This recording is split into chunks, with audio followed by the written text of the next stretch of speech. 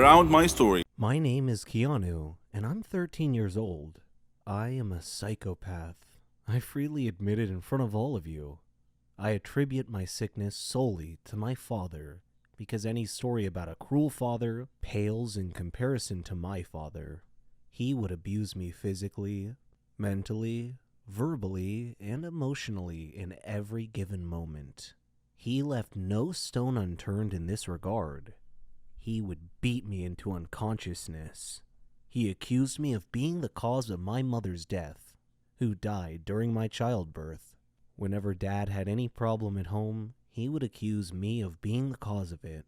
One time he even beat me at school when my teacher called him to school because I had beat up my classmate who had beaten me up first. I tried to explain to him, but he wouldn't listen, and he just beat me even more. One day, it was fun day at school, and everyone was supposed to invite their parents to visit the school for party and introduction activities. I chose not to invite my dad, so I was alone at the festivities. I felt envious of all my classmates for having loving parents to have fun with. My teacher noticed me alone, came over and offered to be my parent for the day. I was so happy. We had great fun together. Miss Linda had lost both her husband and her son in a plane crash, only she had survived. After fun day had passed, Miss Linda showed more interest in me. She would bring me sandwiches and spend time with me during breaks. I thought of her as my mom. When I succeeded in my final exams, she hugged me with tears of joy. I unconsciously said, "Thanks, Mom." I went home happy that day, but had to face my dad again. He asked me why I was late coming home, and I told him about having to pass my final exams. He didn't believe me, though, and asked me to show him proof. Unfortunately, I had none, so he began kicking and punching me. There was a knock on the door. He tried to block me from opening the door, but I managed to open it. Miss Linda was standing there. She glanced at my bruises and bloody face and moved between me and my dad to protect me from further abuse. Dad snarled and threatened her with a beating if she didn't leave immediately.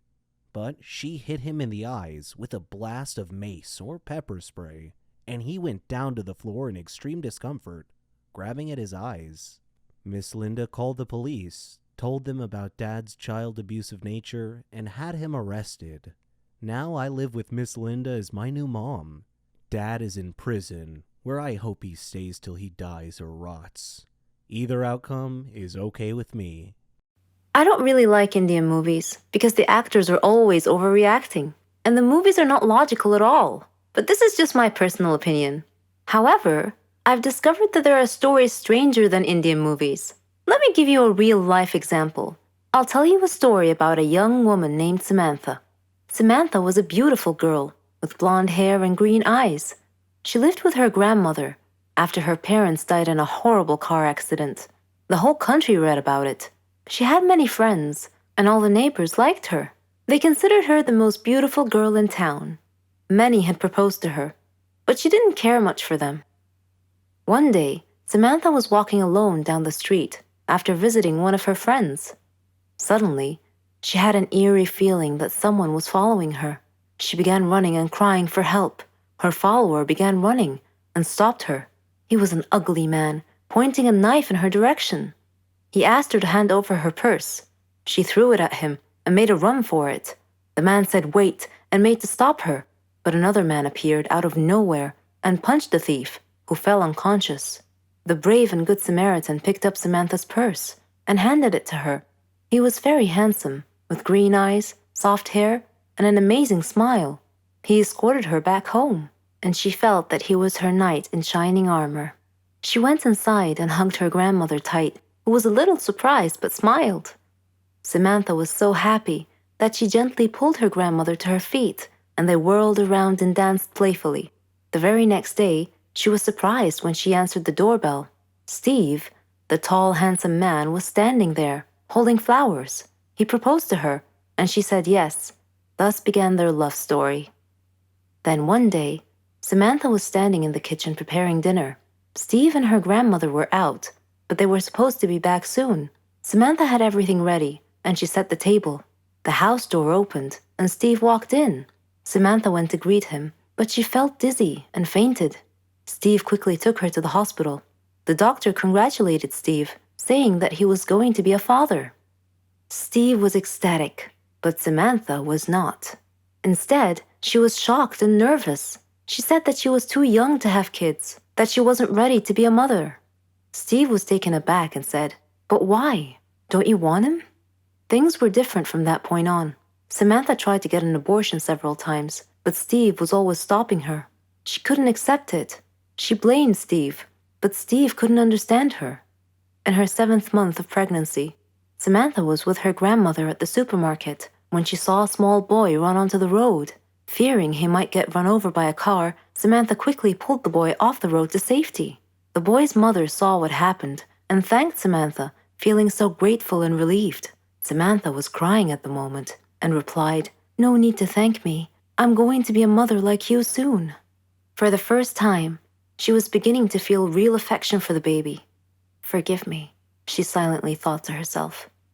She tried to contact Steve many times to tell him that she had finally accepted. She was ready to become a mother, but he never responded. Finally, the day had come. Samantha went to the hospital to give birth. After the surgery, she was very tired. Nevertheless, when she woke up, she immediately asked for the baby. Her grandmother handed her the child. It was a daughter, and she was so beautiful. The nurse tried to take the baby out of her arms, but Samantha refused, wanting to hold her for as long as she could. The next day, Samantha heard a big commotion, and she had a feeling of dread that something bad had just happened. It was confirmed when she saw her grandmother's face.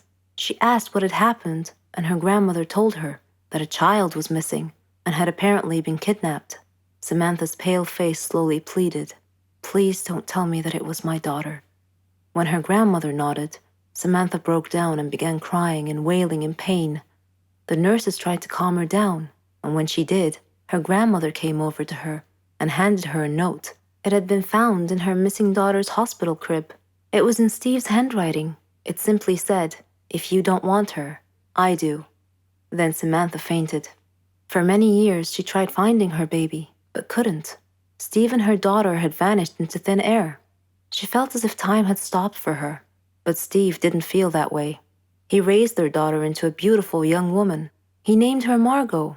Whenever Margot asked about her mother, Steve would always tell her that her mother was dead, but he often told her stories about her mother and how much he had loved her.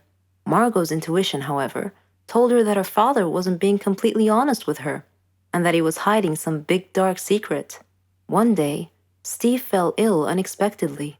He called Margot to him and told her that he was very sick and felt that he was going to die soon. He said that he wanted to reveal a secret that he had long kept from her, that her mother was actually alive, and that her name was Samantha. He told her that he had kidnapped her from the hospital at birth because her mother did not want a child. He regretted it and asked Margot to forgive him. He gave her Samantha's address, and soon after, he died. After his death, Margot decided to go looking for her mother. I am Margot, and I am now standing at my mother's address. At her front door, I cannot predict my mother's reaction when she answers the door and I introduce myself as her daughter, but I'm going to hug her and tell her